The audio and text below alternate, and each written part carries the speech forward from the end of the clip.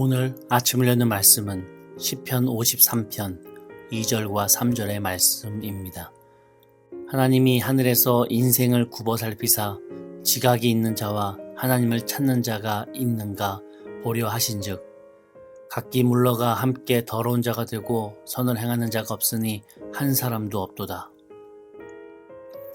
할렐루야. 오늘 말씀을 통해서 주님의 뜻을 깨닫는 지혜와 기도의 응답을 누리는 은총이 우리 모두에게 넘치게 될 줄로 믿습니다. 오늘 우리가 살펴본 이 시편 53편은 다윗의 시대뿐 아니라 오늘 우리의 현실을 그대로 비추는 영적 거울입니다. 다윗은 나라가 불안하고 백성들의 신앙이 무너지고 하나님을 향한 경외심이 식어가던 그 시대 속에서 이 53편 이 시를 기록했습니다. 다윗은 백성들 가운데 하나님을 입으로는 고백하지만 마음으로는 하나님을 잊은 자들이 많다는 사실을 발견합니다. 권력자들은 자기 이익을 따라 움직였고 백성들은 진리를 떠나 세상의 기준을 따랐습니다. 하나님이 계시지 않은 것처럼 신앙이 그저 하나의 전통적인 형식이 되어버린 그런 시대였습니다.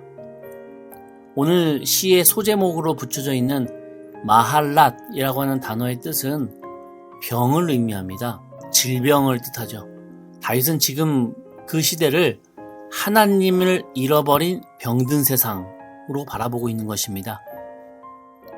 다윗은 정치의 병, 경제의 병보다 더 깊은 병인 영혼의 병을 진단하고 있는 것입니다.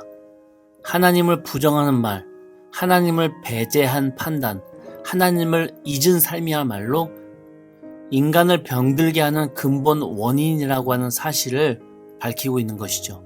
그래서 다윗은 이렇게 탄식하는 겁니다. 1절 앞부분인데요. 어리석은 자는 그의 마음에 이르기를 하나님이 없다 하도다. 이 말은 단지 어떤 무신론자를 향한 비판이 아닙니다. 오히려 하나님 믿는다고 하면서도 실제로 하나님 없이도 살아가는 사람들을 지적하고 있는 거예요. 입술로는 하나님 말하지만 결정적 순간에는 하나님을 계산에 넣지 않는 사람들, 그들의 삶이 바로 하나님을 부정하는 삶이라고 하는 것이죠. 오늘 우리가 사는 세상도 비슷하지 않습니까? 사람들이 하나님 없다라고 말하지는 않습니다. 그러나 하나님이 있어도 상관없다라고 하는 태도로 살아갑니다. 기도하지 않아도, 예배드리지 않아도 세상적으로 아무 문제 없는 것처럼 보인다는 것이죠. 그래서 오늘의 가장 큰 위기는 하나님을 대적하는 세상이 된 게 아니라 하나님을 잊어버린 세상이 되어가고 있다는 것이 가장 큰 위기입니다. 다윗은 그 어두운 현실 속에서 하나님께 눈을 들어 부르짖고 있었던 거예요. 이스라엘의 그 영적 질병이 치유되기를, 하나님이 다시 그 백성 가운데 임재해 주시길 간구했습니다. 그리고 오늘 시편을 통해 이렇게 외치는 것이죠. 하나님을 잊어버린 세상 속에서도 하나님은 여전히 우리를 잊지 않으신다. 다윗은 그걸 말하고 싶은 거예요.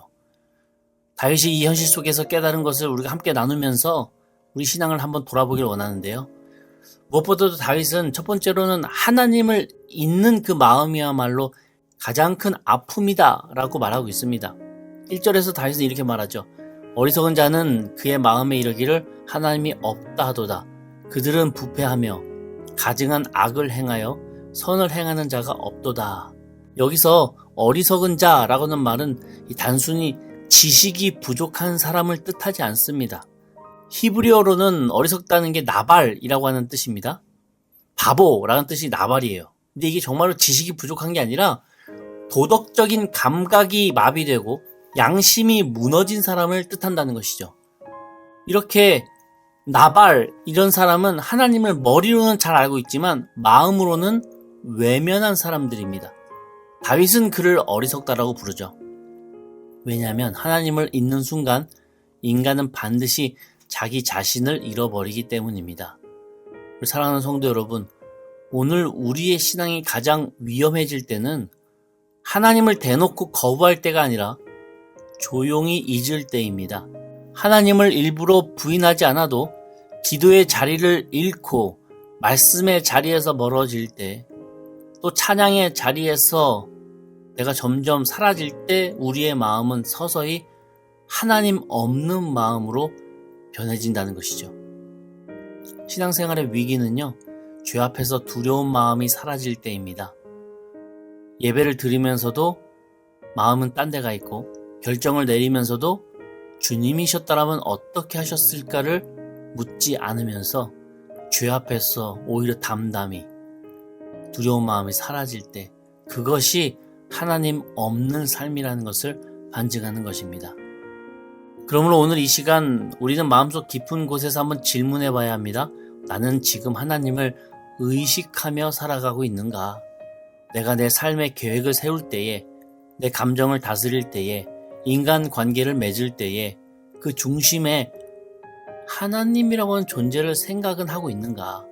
이 질문이 계속해서 이어지는 사람만이 믿음이 살아있는 사람이라는 것을 기억하시면서 이 다윗의 간구를 기억하시는 우리 모두가 되길 소망합니다. 또 둘째로 다윗은 무엇을 말하는가? 2절인데요. 하나님이 하늘에서 인생을 굽어 살피사 지각이 있는 자와 하나님을 찾는 자가 있는가 보려 하신즉, 즉 하나님은 우리를 찾고 계시다는 겁니다. 하늘에서 찾으시는 그 하나님의 시선은요, 우리를 판단하려고 하시는 시선이 아니라 우리를 정말 애타는 마음으로 찾으시는 시선으로 바라보고 계시다는 거예요. 그 하나님의 눈길에는 사랑과 간절함이 있죠. 혹시 누가 나를 찾고 있는 내 자녀는 없는가?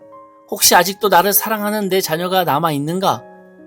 하나님은 지금도 그 한 사람을 찾고 계시다는 겁니다. 우리 성도 여러분, 우리가 믿는 하나님은 어디 멀리 계신 분이 아닙니다. 우리가 무너지고 돌아서 있을 때에도 그분은 여전히 우리를 향해 손을 내밀고 계십니다. 이게 복음 아니겠습니까? 인간이 하나님을 찾지 않아도 하나님이 우리 인간을 찾아오세요. 우리가 하나님을 떠나 있어도 하나님은 여전히 우리를 붙잡으십니다. 우리가 이 예배의 자리에 있는 것 자체가 또 하나님이 여전히 우리를 찾고 계시다는 증거인 거죠. 그러므로 낙심하지 마십시오. 우리 신앙이 흔들릴 때, 내 마음이 식을 때 하나님은 나를 찾고 계시다고 하는 그 사실을 기억하길 원합니다. 그분이 먼저 찾아오셨기 때문에 우리가 믿음으로 반응할 수 있는 거 아닙니까? 이것이 진짜 은혜라는 것을 기억하면서 굽어 살피시고 찾아오시는 하나님의 손을 꽉 잡으시는 우리 모두가 되어야 할 줄로 믿습니다. 마지막으로 이 절망의 시대에도 구원은 결국 시온에서 온다라고 다윗이 고백을 하더라고요. 6절입니다. 시온에서 이스라엘을 구원하여 줄 자 누구인가? 하나님이 자기 백성의 포로된 것을 돌이키실 때에 야곱이 즐거워하며 이스라엘이 기뻐하리로다. 여기서 시온은 예루살렘에 있는 한 언덕을 뜻하는 게 아닙니다. 하나님의 임재가 머무는 모든 자리, 그걸 통용해서 시온이라고 부르는 거예요. 하나님과 함께하는 그 자리. 구원은요, 시온에서 나온다고 했는데 이스라엘 저 땅에서만 구원이 있다 이런 의미는 절대 아니고요.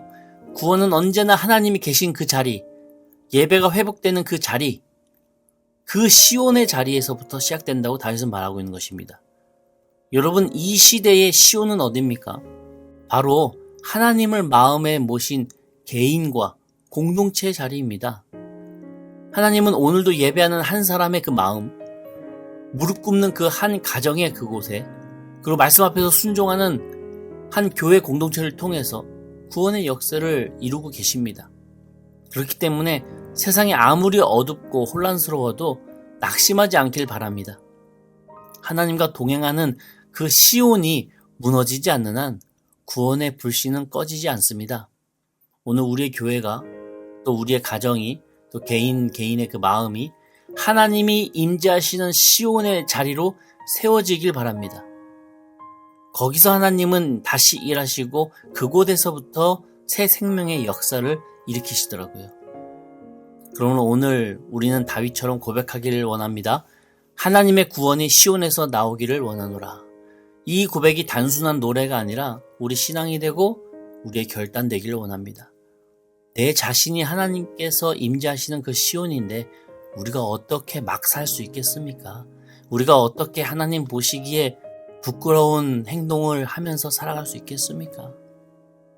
하나님을 잊은 그 세상 속에서도 하나님을 기억하고 있는 그 사람으로서 하나님이 기억하시는 가정, 공동체, 개인으로 우뚝 서는 우리 모두 되기를 이 주님의 이름으로 간절히 축원합니다.